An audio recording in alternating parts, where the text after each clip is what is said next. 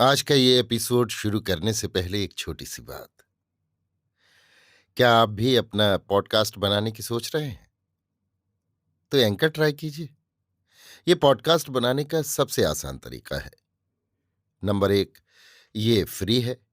Number दो, इसमें कई सारे ऐसे टूल्स हैं जो आपको अपने फोन और कंप्यूटर पर रिकॉर्ड और एडिट करने की फैसिलिटी देते हैं।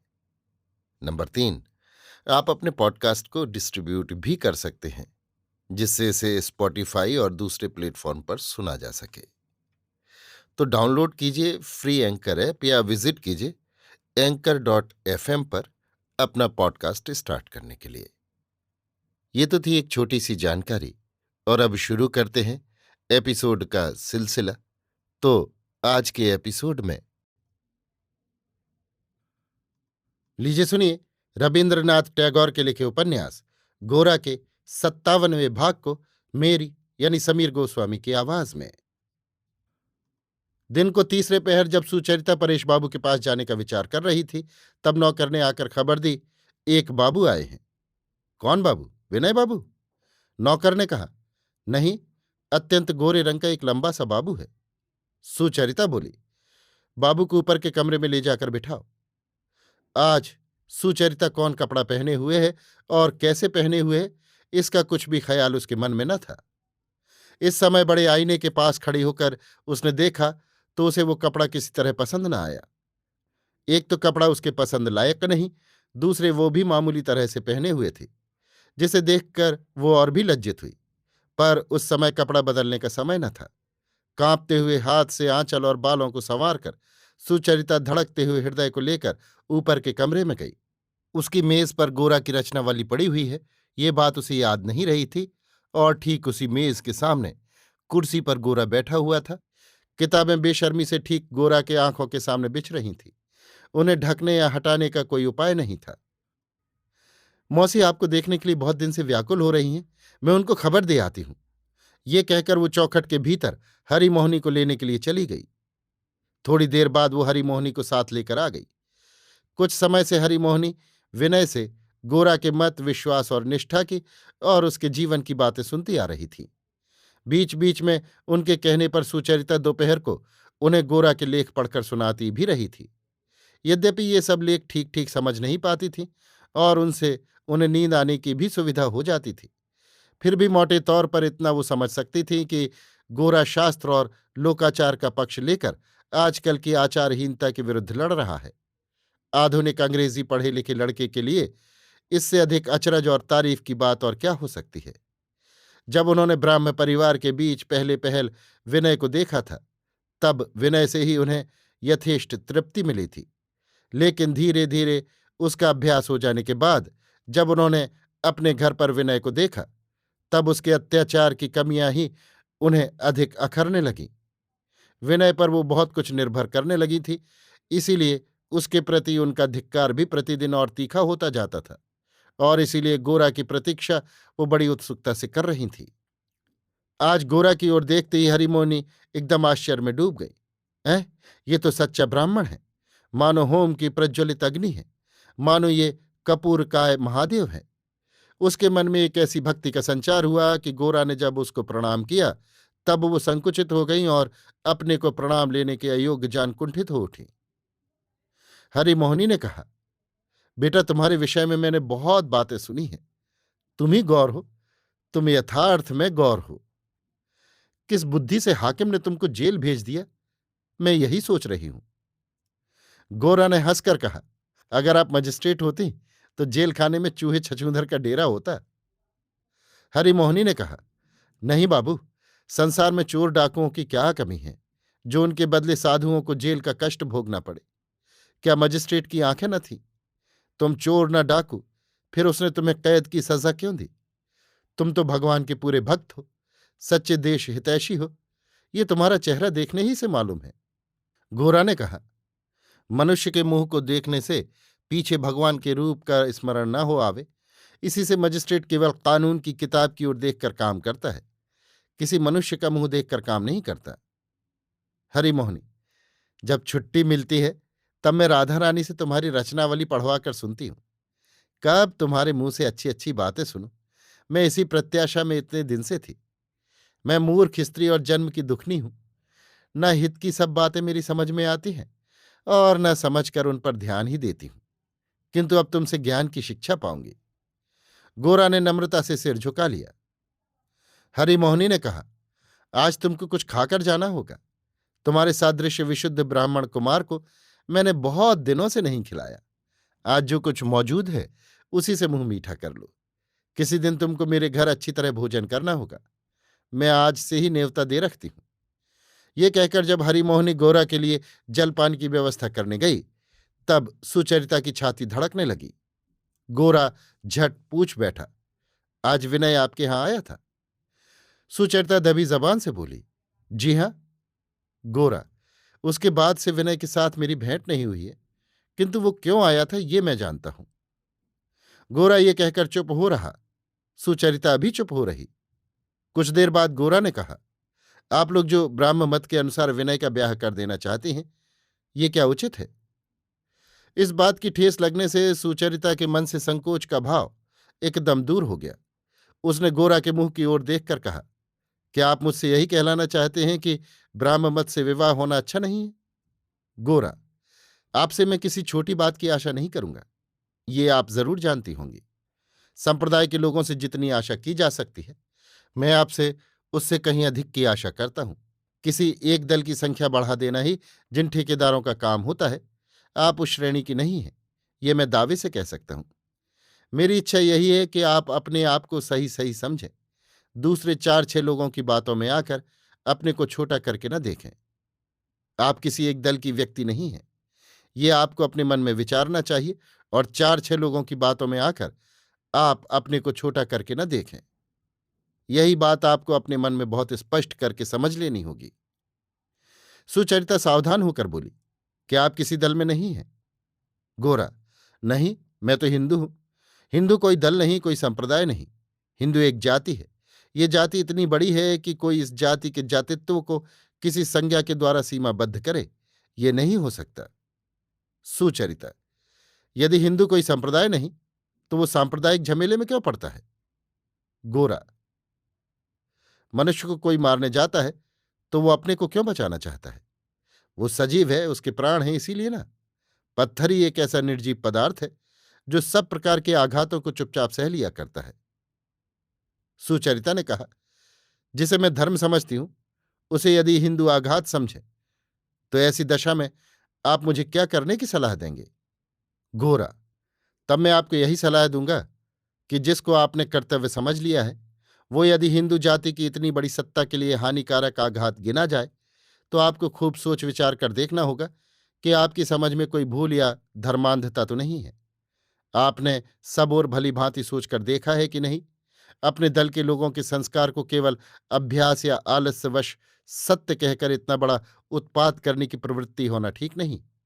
चूहा जब जहाज की पेंदी में बिल खोदने लगता है, तब चूहे की सुविधा और प्रवृत्ति की ही सोचता है। वो ये नहीं देखता कि इतने बड़े आश्रय में छेद करने से उसे जितनी सुविधा होगी, उसकी तुलना में और सबका कितना बड़ा नुकसान होगा। इसी तरह आपको ये भी सोचकर देख लेना होगा कि आप क्या केवल अपने दल की बात सोच रही हैं या कि समूची मानवता की। समूची मानवता का क्या अभिप्राय है, ये आप समझती हैं? उसमें कितनी तरह की प्रकृतियां हैं, कैसी कैसी प्रवृत्तियां, क्या क्या जरूरतें। सभी मनुष्य एक ही पथ पर एक ही स्थान पर खड़े नहीं हैं। किसी के सामने पहाड़ हैं, किसी के सामने समुद्र, किसी के सामने जंगल। फिर भी किसी के लिए बैठे रहने का मौका नहीं है। सभी को आगे बढ़ते ही जाना है। आप केवल अपने ही दल के नियमों को सभी पर लागू करना चाहती हैं। आंखें बंद कर सोच लेना चाहती हैं कि मनुष्यों के बीच कोई वैचित्र नहीं है, कि सभी ने केवल ब्राह्म समाज की बही में नाम लिखाने के लिए ही संसार में जन्म लिया है। तब फिर जो सब 10 जातियां दुनिया की सभी जातियों को युद्ध में हराकर अपना एक छत्र राजत्व फैलाने में ही दुनिया का कल्याण समझती हैं, जो अपनी ताकत के गर्व में ये नहीं मानती कि दूसरी जातियों की विशेषताएं भी विश्व के हित के लिए मूल्यवान हैं, उनमें और आप में भेद ही क्या रह गया? थोड़ी देर के लिए सुचरिता सब बहस और दलीलें भूल गई। गोरा के गंभीर स्वर की आश्चर्यजनक प्रबलता ने उसके सारे अंतःकरण को झंझना दिया। गोरा किसी एक बात को लेकर बहस करता रहा हो, ये मानो वो भूल ही गई। उसके सामने केवल इतना ही सत्य रह गया कि गोरा बोल रहा है। गोरा कहता गया, आपके समाज ने ही भारत के 20 करोड़ लोगों को नहीं बनाया। इन 20 करोड़ लोगों के लिए कौन सा पथ उपयोगी है, कौन सा विश्वास, कौन सा आचार उनकी भूख मिटाएगा, उन्हें शक्ति देगा, ये तय करने का भार जबरदस्ती अपने ऊपर ओढ़कर इतने बड़े भारतवर्ष को आप क्यों एक सा सपाट समतल कर देना चाहती हैं? इस असंभव काम में जितनी बाधा होती है, उतना ही आप लोगों को सारे देश पर गुस्सा आता है, अश्रद्धा होती है। उतना ही जिनका आप हित करना चाहते हैं, उन्हीं से घृणा करके उन्हें पराया बना देते हैं। फिर भी आप ये मानना चाहते हैं, जिस ईश्वर ने मनुष्य को विचित्र ही बनाया है और विचित्र ही रखना चाहा है, उसी की आप पूजा करते हैं। अगर सचमुच आप लोग उसी को मानते हैं, तो उसके विधान को आप लोग स्पष्ट देख क्यों नहीं पाते? अपनी बुद्धि और अपने दल के अहंकार में क्यों उसका अभिप्राय नहीं ग्रहण करते? सुचरिता कुछ उत्तर न देकर चुपचाप गोरा की बात सुनती जा रही थी। ये देखकर गोरा के मन में दया का संचार हो आया। वो जरा रुककर कोमल स्वर में बोला, मेरी बातें शायद आपको सुनने में कठोर मालूम हुई हों, पर इससे आप मुझे विरुद्ध पक्ष का मनुष्य समझ मन में विद्रोह का भाव न रखें। अगर मैं आपको विरुद्ध पक्ष की समझता, तो आपसे ये बातें न कहता। आपके हृदय में जो एक स्वाभाविक उदार शक्ति है, वो समाज के भीतर रहकर संकुचित हो रही है। इसी का मुझे बड़ा खेद है। सुचरिता का मुंह लाल हो गया। उसने कहा, नहीं नहीं, आप मेरे लिए कुछ सोच न करें। आपको जो कहना हो कहिए। गोरा ने कहा, मुझे अब और कुछ कहना नहीं है। आप भारतवर्ष को अपनी सरल बुद्धि और सरल हृदय के द्वारा देखें। इसे आप प्यार करें। भारतवर्ष के लोगों को यदि आप अब्राहम की दृष्टि से देखेंगे, तो अवश्य उन्हें तुच्छ समझ उनका अपमान करेंगी। तब आपको केवल उनकी भूल ही भूल सूझेगी। जहां से उनके संपूर्ण गुण दोष देख पड़ेंगे, वहां तक आप न पहुंच सकेंगी। ईश्वर ने इन्हें भी मनुष्य बनाया है। इनका विचार भिन्न है, मार्ग भी एक नहीं। इनके विश्वास और संस्कार भी अनेक प्रकार के हैं, किंतु सभी का आधार एक मनुष्यत्व है। सबके भीतर ऐसा कुछ है जो हमारी अपनी चीज है, जो हमारे इस भारतवर्ष की चीज है, जिसको सही सच्ची दृष्टि से देखने पर उसकी सारी शुद्रता और असंपूर्णता का आवरण चीरकर एक आश्चर्यमय महान सत्ता आंखों के सामने आती है। बहुत दिनों की अनेक साधनाएं उसमें छिपी हुई हैं। उसकी राख में अब भी बहुत दिनों की होम की अग्नि जल रही है, और यही आग एक दिन आपके शुद्र देश काल के ऊपर उठकर सारी दुनिया में अपनी शिखा प्रज्वलित कर देगी, इसमें जरा भी संदेह नहीं है। इसी भारतवर्ष के लोग बहुत दिनों से बहुत बड़ी बात कहते आए हैं, बहुत बड़े काम करते रहे हैं। वो सब एकाएक मिथ्या हो गया है, ऐसी कल्पना करना भी सत्य के प्रति अश्रद्धा है। वही तो नास्तिकता है। सुचरिता सिर नीचा किए सुन रही थी। उसने एक बार गोरा के मुंह की ओर देखकर कहा, आप मुझे क्या करने को कहते हैं? गोरा, और कुछ नहीं कहता, केवल इतना ही कहता हूं कि आपको ये सोचकर देखना चाहिए कि हिंदू धर्म मां की तरह अनेक मत विश्वासों के लोगों को अपनी गोद में लेने का यत्न करता रहा है। अर्थात दुनिया में केवल हिंदू धर्म ने मनुष्य को मनुष्य कहकर जाना है, केवल दल का व्यक्ति नहीं समझा। हिंदू धर्म मूढ़ को भी मानता है, ज्ञानी को भी मानता है और ज्ञान को भी। केवल एक मूर्ति को नहीं मानता, उसके अनेक प्रकार के विकास को मानता है। क्रिस्तान वैचित्र को स्वीकार करना नहीं चाहते।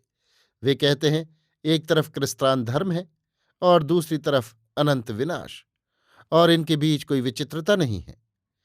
हम लोगों ने ऐसे ही क्रिस्तान से शिक्षा पाई है, इसलिए हिंदू धर्म की विचित्रता पर हम लज्जित होते हैं। इसी विचित्रता के भीतर से ही हिंदू धर्म एकता को देखने की साधना करता है। ये हम देख नहीं पाते। मन के चारों ओर से इसी क्रिस्तानी शिक्षा का फंदा काट कर निकले बिना हम किसी हिंदू धर्म का सच्चा परिचय पाने के गौरव के अधिकारी नहीं होंगे। सुचरिता गोरा की बात केवल सुन ही नहीं रही थी, मानो प्रत्यक्ष देख रही थी। गोरा की आंखों में दूर भविष्य की जो ध्यान मूर्ति बसी हुई थी, उसके वाक्यों से वही मानो सुचरिता के सामने प्रकट हो रही थी। लज्जा को भूलकर, स्वयं अपने को भूलकर, विचारों के उत्साह से दीप्त गोरा के चेहरे को सुचरिता एकटक देखती रही। उसके चेहरे में सुचरिता को कुछ ऐसी शक्ति दिखी जो मानो योग बल से दुनिया में बड़े बड़े संकल्पों को पूरा कर देती है। सुचरिता ने अपने समाज के कई विद्वान और बुद्धिमान लोगों से बहुत सी तत्वालोचना सुनी है, लेकिन गोरा की तो आलोचना नहीं है, वो मानो सृष्टि है।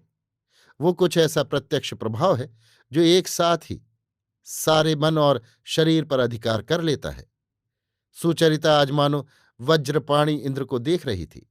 उसके वाक्य जब अपने प्रबल मंद स्वर से कानों पर आघात करके उसके अंतर को स्पंदित कर रहे थे, तब साथ ही साथ उसके रक्त में मानो बिजली की तीखी कौंध भी क्षण क्षण पर नाच उठती थी। गोरा के मत से उसका मत कहाँ कितना मिलता है या नहीं मिलता, ये स्पष्ट करके देखने की शक्ति सुचरिता में न रही। इसी समय सतीश ने कमरे में प्रवेश किया। गोरा से उसे डर लगता था, इसलिए उससे बचता हुआ वो दीदी से सटकर जा खड़ा हुआ और धीरे धीरे बोला, हारान बाबू आए हैं। सुचरिता चौंक उठी, मानो किसी ने चाबुक मारा हो। हारान बाबू का आना उसे अच्छा न लगा। उसे किसी तरह टाल देने ही में उसने अपना कुशल समझा, और उनका आना गोरा को जाहिर न हो, ये भी उसकी आंतरिक इच्छा थी। सतीश की धीमी आवाज गोरा के कान तक न पहुंची होगी, ये समझकर सुचरिता झट वहां से उठी। उसने जीने से नीचे उतर हारान बाबू के सामने खड़ी होकर कहा, मुझे क्षमा कीजिए, आज आपके साथ बातचीत करने की सुविधा न होगी। हारान बाबू, सुविधा क्यों न होगी? सुचरिता इसका सीधा उत्तर न देकर बोली, कल यदि आप पिताजी के यहां आवे तो मुझसे भेंट हो सकेगी। हारान बाबू, मालूम होता है इस समय आपके यहां कोई बैठा है। इस प्रश्न को भी सुचरिता ने उड़ा दिया। उसने कहा, आज मुझे फुर्सत नहीं, आज कृपा कर मुझे क्षमा करें। हारान बाबू, किंतु सड़क से गौर बाबू का कंठस्वर सुन पड़ा है, मालूम होता है वे अभी यहीं हैं। इस प्रश्न को वो टाल न सकी, मुंह लाल करके बोली, हाँ हैं तो। हारान बाबू ने कहा, अच्छी बात है, उनसे भी मुझे कुछ कहना था। यदि आपको बातचीत करने की फुर्सत ना हो तो कोई हर्ज नहीं है, तब तक गौर बाबू से बातचीत करूंगा। ये कहकर और सुचरिता से सम्मति की प्रतीक्षा किए बिना ही वो जीने से ऊपर जाने लगे। सुचरिता हारान बाबू के प्रति कोई लक्ष्य न करके ऊपर के कमरे में गई और गौर बाबू से बोली, मौसी आपके लिए जलपान तैयार करने गई हैं, उन्हें देख आऊं। ये कहकर वो चली गई और हारान बाबू गंभीर भाव धारण करके एक कुर्सी पर जा बैठे। हारान बाबू ने गोरा से कहा, आप कुछ दुर्बल दिखाई देते हैं। गोरा, जी हां, दुर्बल होने का कारण ही था। हारान बाबू ने कंठस्वर को कुछ कोमल करके कहा, इसी से तो उफ, आपको बड़ा कष्ट सहना पड़ा है। गोरा, जितने कष्ट की आशा की जाती है उससे अधिक कुछ भी नहीं हुआ। हारान, विनय बाबू के संबंध में आपसे कुछ पूछना है। आपने सुना ही होगा कि उन्होंने आगामी रविवार को ब्राह्म समाज में दीक्षा लेने का निश्चय किया है। गोरा, जी नहीं, मैंने तो नहीं सुना। हारान बाबू ने पूछा, आपकी इसमें सम्मति है? गोरा, विनय तो मेरी सम्मति की अपेक्षा नहीं रखता। हारान बाबू, क्या आप समझते हैं कि विनय बाबू पक्के विश्वास के साथ ये दीक्षा लेने को तैयार हुए हैं? गोरा, जब वो दीक्षा लेने को राजी हुआ है तब आपका ये पूछना बिल्कुल अनावश्यक है। हारान बाबू, जब प्रवृत्ति प्रबल हो उठती है तब हम लोगों को ये विचार कर देखने का अवसर नहीं मिलता कि किसे मानना चाहिए और किसे नहीं। आप तो मनुष्य का स्वभाव जानते ही हैं। गोरा, जी नहीं, मैं मनुष्य के स्वभाव के ही विषय में व्यर्थ आलोचना नहीं करता। हारान बाबू, आपके साथ मेरा या मेरे समाज का मत नहीं मिलता तो भी मैं आप पर श्रद्धा करता हूं। मैं बखूबी जानता हूं कि आपको अपने विश्वास से, चाहे वो सत्य हो या मिथ्या, कोई किसी प्रलोभन से हटा नहीं सकता। किंतु गोरा ने रोककर कहा, मुझ पर जो आपकी कुछ श्रद्धा बच रही है, क्या वो इतनी मूल्यवान है कि उससे वंचित होने के कारण विनय को विशेष हानि सहनी पड़े? संसार में भली बुरी वस्तुएं अवश्य हैं, किंतु आप अपनी श्रद्धा या अश्रद्धा द्वारा उनका मूल्य निरूपण करें तो भले ही करें, पर बात इतनी है कि आप संसार के लोगों से उसे ग्रहण करने हेतु आग्रह न करें। हारान बाबू, अच्छा, उस बात की मीमांसा अभी न होने से काम चल जाएगा, किंतु मैं आपसे पूछता हूं कि विनय जो परेश बाबू के घर विवाह करना चाहते हैं, सो क्या आप उसमें रोक टोक ना करेंगे? गोरा ने लाल आंखें करके कहा, मैं विनय के संबंध में आपके साथ क्या ये आलोचना कर सकता हूं? जब आप मानव स्वभाव से परिचित हैं तब आपको यह भी जानना उचित था कि विनय मेरा मित्र है, आपका नहीं। हारान बाबू, इस घटना के साथ ब्राह्म समाज का संबंध है, इसलिए मैंने ये बात चलाई है, नहीं तो। गोरा, मैं तो ब्राह्म समाज का कोई नहीं हूं, मुझसे आपका ये कहना ना कहने के बराबर है। इसी समय सुचरिता घर में आई। हारान बाबू ने उससे कहा, सुचरिता, तुमसे मुझे कुछ कहना है। गोरा के सामने सुचरिता के साथ अपनी विशेष घनिष्ठता प्रकट करने ही के लिए हारान बाबू ने निष्प्रयोजन ये बात कही थी। सुचरिता ने इसका कुछ उत्तर न दिया। गोरा भी अपने आसन पर अटल भाव से बैठा रहा। हारान बाबू को सुचरिता के साथ बात करने का अवकाश देने को उसने वहां से हट जाने की कोई चेष्टा न की। हारान बाबू ने कहा, सुचरिता उठो, उस कमरे में चलो, तो तुमसे मुझे जो कहना है वो मैं कह दूं। सुचरिता ने इस बात को अनसुनी कर गोरा की ओर देखकर कहा, आपकी माँ अच्छी तरह है? गोरा ने कहा, ऐसा तो कभी हुआ ही नहीं कि वो अच्छी तरह न हो। सुचरिता ने कहा, अच्छी तरह रहने की शक्ति उनके लिए कितनी सहज है, ये मैं देख आई हूं। गोरा को याद आया कि जब वो जेल में था तब सुचरिता आनंदमयी को देखने गई थी। इसी बीच हारान बाबू ने हठात मेज पर से एक किताब उठाकर उसे खोलकर पहले लेखक का नाम देखा, फिर किताब को इधर उधर पलट पलट कर देखने लगे। सुचरिता का चेहरा लाल हो उठा। पुस्तक क्या है ये गोरा जानता था, इसलिए वो मन ही मन हंसा। हारान बाबू ने पूछा, गौरमोहन बाबू, ये सब शायद आपके बचपन की रचनाएं हैं। गोरा हंसकर बोला, वो बचपन अब भी चालू है। किसी किसी प्राणी का बचपन जल्दी समाप्त हो जाता है, किसी किसी का बहुत दिन तक रहता है।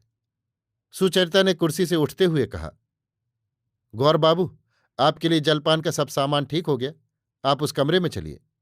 मौसी जलपान लेकर यहीं आती, परंतु वे हारान बाबू के सामने नहीं निकलती, इसलिए वे बड़ी देर से आपकी प्रतीक्षा कर रही हैं। ये आखिरी बात हारान बाबू के मन में चोट पहुंचाने ही के मतलब से सुचरिता ने कही। आज उसने बहुत सहा है, तो भी चोट के बदले चोट लगाए बिना न रह सकी। गोरा उठा। हारान बाबू धृष्ट की तरह बोले, मैं तब तक बैठता हूं। सुचरिता, व्यर्थ क्यों बैठिएगा, बातचीत का समय न रहेगा। तो भी हारान बाबू न उठे। सुचरिता और गोरा दोनों वहां से चले गए। गोरा को इस घर में इस प्रकार बैठे देख और सुचरिता के व्यवहार पर लक्ष्य करके हारान बाबू का मन लोहा लेने को तैयार हो गया। क्या सुचरिता ब्राह्म समाज से यों भ्रष्ट हो नीचे गिर जाएगी? उसकी रक्षा करने वाला कोई भी नहीं है, इसका प्रतिरोध करना ही होगा। हारान बाबू दराज से कागज खींच सुचरिता को पत्र लिखने बैठे। हारान बाबू के मन में कितने ही अन्य विश्वास थे। उनमें एक ये भी था कि सत्य की दुहाई देकर जब हम किसी को फटकार बताते हैं तब हमारा ओजस्वी वाक्य विफल नहीं हो सकता। भोजन के उपरांत हरिमोहिनी के साथ बड़ी देर तक बात करके गोरा जब अपनी छड़ी लेने के लिए सुचरिता के कमरे में गया तब सूर्यास्त हो चुका था। हारान बाबू चले गए हैं। सुचरिता के नाम की लिखी एक चिट्ठी टेबल पर खुली पड़ी है। वो इस तरह से रखी हुई है कि कमरे के भीतर प्रवेश करते ही उस पर दृष्टि पड़े। उस चिट्ठी को देखते ही गोरा के हृदय का भाव बदल गया। जो पहले मक्खन से भी मुलायम था वो एकाएक पत्थर से भी बढ़कर कठोर हो गया। चिट्ठी हारान बाबू के हाथ की लिखी है, इसमें कोई संदेह न रहा। सुचरिता पर जो हारान बाबू का एक विशेष अधिकार है ये गोरा जानता था। इस अधिकार में कोई अंतर आ पड़ा है ये वो न जानता था।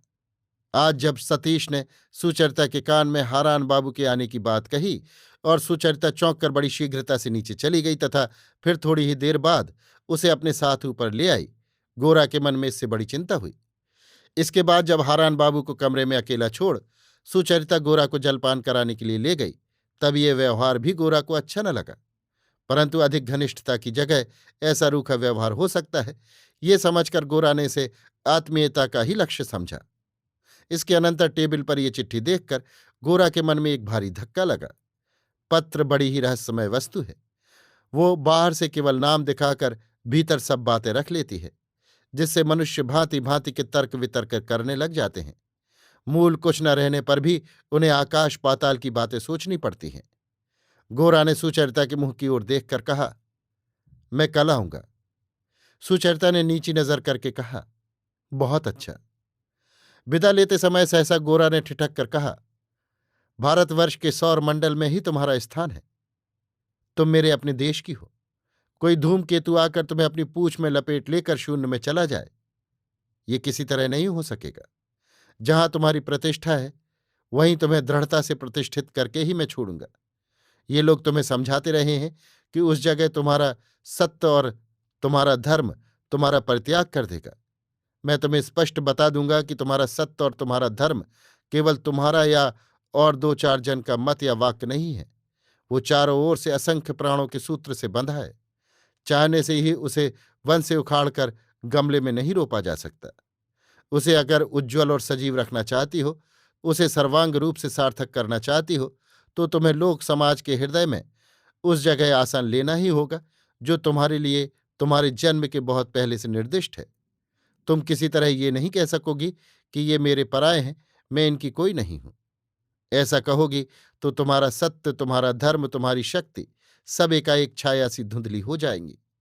भगवान ने तुम्हें जिस जगह भेज दिया है वो चाहे जैसी हो, लेकिन तुम्हारा मत अगर तुम्हें वहां से खींचकर हटा ले जाएगा तो उससे कभी तुम्हारे मत की जय नहीं होगी। ये बात मैं तुम्हें अच्छी तरह समझा दूंगा। कल मैं फिर आऊंगा। इतना कहकर गोरा चला गया। कमरे के भीतर की हवा मानो बहुत देर तक कांपती रही। सुचरिता मूर्ति सी स्तब्ध बैठी रही।